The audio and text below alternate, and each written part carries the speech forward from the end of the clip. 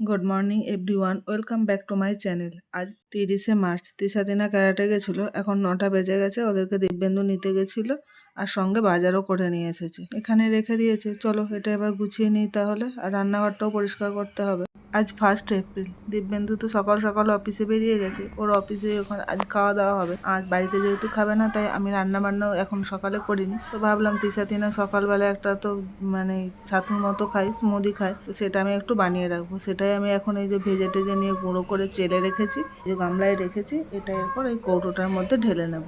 আগের মাসে একটু বেশি করে বিস্কুট কিনে নিয়ে আসা হয়েছিল, তো সেটা এই বড় কৌটোটায় ঢেলে রেখেছিলাম। এখন এই ছাতুটা ঢেলে রাখবো এর মধ্যে, আর বিস্কুটগুলো এই সামনের এই কৌটোটাতে ঢেলে দেবো। আমি এই স্মুদির পাউডারটাতে 3-4 রকমের জিনিস দিয়ে বানিয়ে রাখি। যখন ওদের খাওয়ার দরকার পড়ে তখন 2-3 চামচ নিয়ে তার মধ্যে একটু নুন চিনি মিশিয়ে ওদেরকে দিয়ে দিই। জল দিয়ে গুলে ওরা খেয়ে নেয়, পেটটা অনেকক্ষণ ভারও থাকে।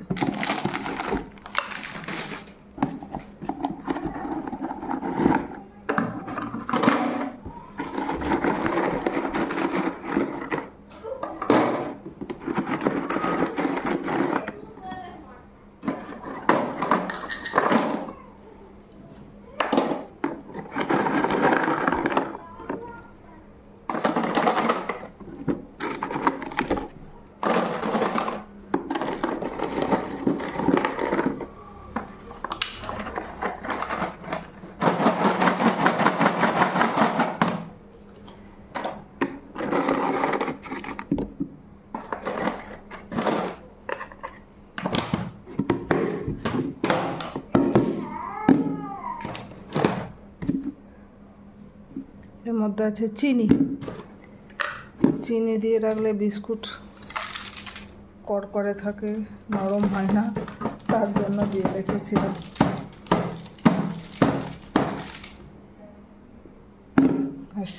এটার মধ্যে এটা ঢেলে দিই। চলো, তাও পুরোটা ভর্তি হলো না, আবার একদিন করব। গামলাটা ভর্তি হয়েছিল, ভাবলাম বোধহয় কৌটোটাতে ধরবে না, আবার বাকিটা কোথায় রাখবো সেটাই ভাবছিলাম। ও বাবা, দেখছি তো কৌটোর অর্ধেকটাই ভর্তি হয়নি। আবার দেখা যাবে নেক্সট টাইম কখনো করে নিয়ে ওর মধ্যে ভরে দেবো।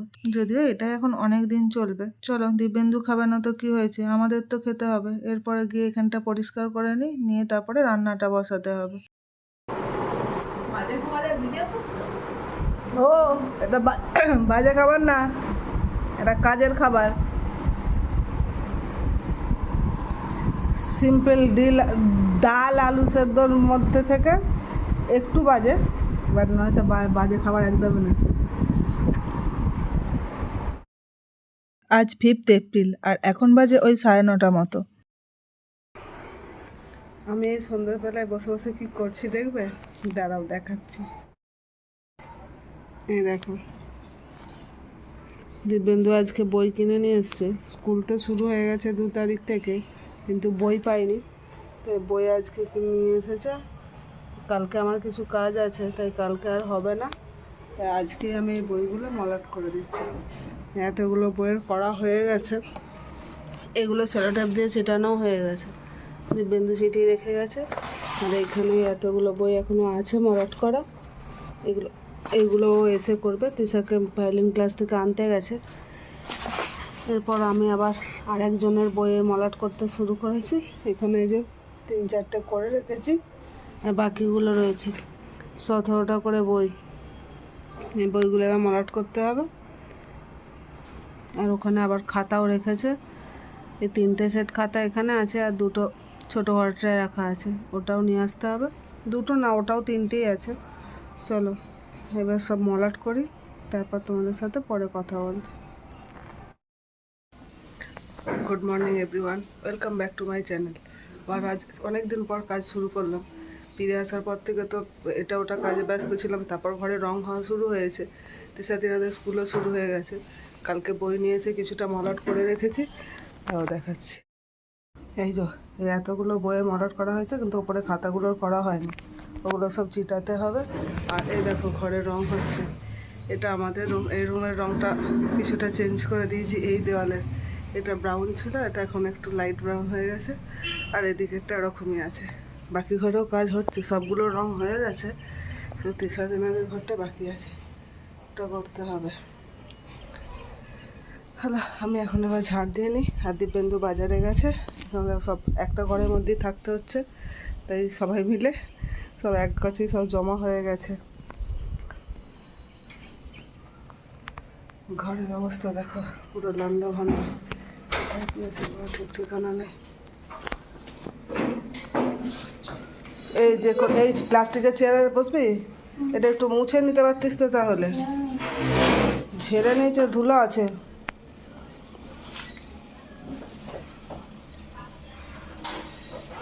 দুদিকে দুটো লক্স বের করে বসে আছে, চুলটা তো একটু আঁচড়াতে পারতিস।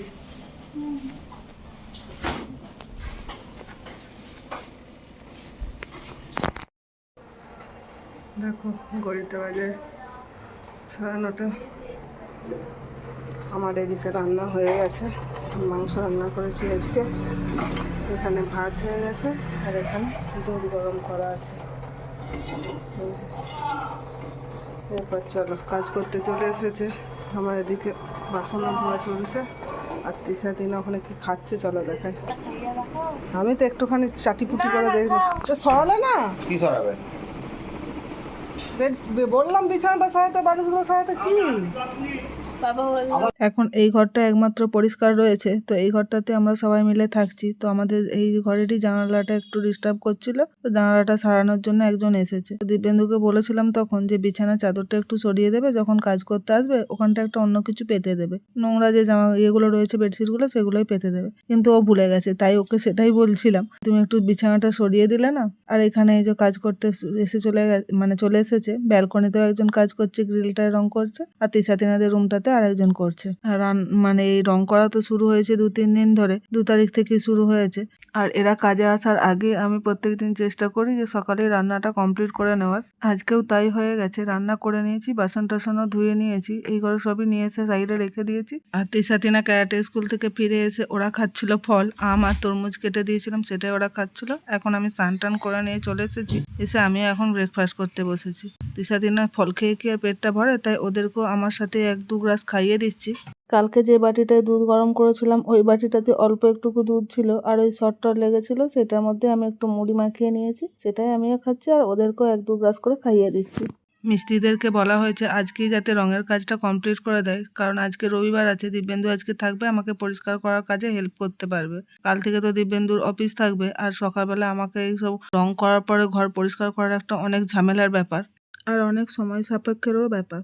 এখন 7টা মতো বেজে গেছে সন্ধে, ওরা মিস্ত্রিরা চলে গেছে কাজ করে, আর আমরা এখন ঘর পরিষ্কার করতে শুরু করেছি। এই ঘরের ফার্নিচারগুলো দিব্যেন্দু মুছে দিয়ে চলে গেছে, কারণ ফার্নিচারের উপর টুকটাক রং তো পড়েছিল, ওটা মুছে দিয়ে চলে গেছে। আমি এরপর মেঝেটা মুছছি, এরপর তিনাদের ঘরের ফার্নিচারগুলো মুছতে শুরু করেছে, তারপরে ওই ঘরটাও মুছবে। এক একটা করে ফার্নিচার, মানে এক একটা ঘরের ফার্নিচার ও মুছে যাচ্ছে, আর সেই ঘরটার মেঝেগুলো আমি পরিষ্কার করে যাচ্ছি। তবে এই ঘর পরিষ্কার করতে যে আমাদের এখনো কতক্ষণ সময় লাগবে সেটা বুঝতে পারছি না। আজকে রাতে হয়তো রান্না করাও হবে না, তাই জন্য দিব্যেন্দুকে বললাম যে যতক্ষণ লাগে এই ঘর পরিষ্কার করে নিই, পুরো পরিষ্কার করি, তারপরে উঠবো, আর তার আগে পর্যন্ত নয়। তবে রান্নাটা যদি না, মাংস তো করাই আছে, তাই ভাত আর করার সময় পাবো না হয়তো, তুমি তাহলে বাইরে থেকে একটু রুটি কিনে নিয়ে চলে আসো। ও বললো ঠিক আছে, তাই হবে।